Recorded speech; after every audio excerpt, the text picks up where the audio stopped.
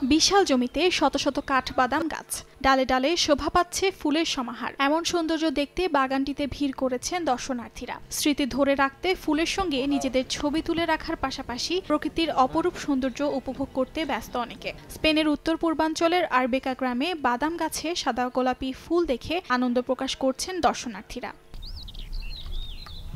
তবে দেশটিতে স্বাভাবিক সময়ের তুলনায় বেশ কয়েক সপ্তাহ আগেই বাদাম গাছে ফুল ফুটেছে। এবার উষ্ণ তাপমাত্রার কারণে গাছে ফুল ধরেছে বলে জানায় গবেষকরা।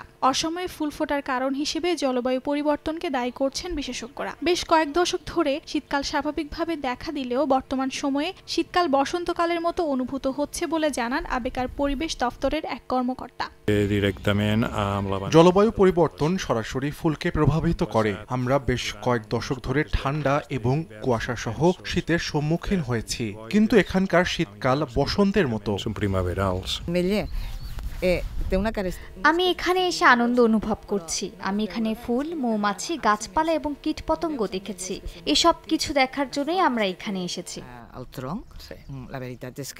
এবারের মৌসুমের কাঠবাদাম ফুলগুলো জানুয়ারি মাসের শেষের দিকে ফোটা শুরু হয়েছে, যা সাধারণ সময়ের চেয়ে প্রায় 18 দিন বা 3 সপ্তাহ আগে বলে জানায় বিশেষজ্ঞরা। 1981 সালের পর স্পেনের উত্তর পূর্বাঞ্চলে এবার দ্বিতীয়বারের মতো বাদাম গাছে আগাম ফুল ফুটেছে বলে জানা যায়।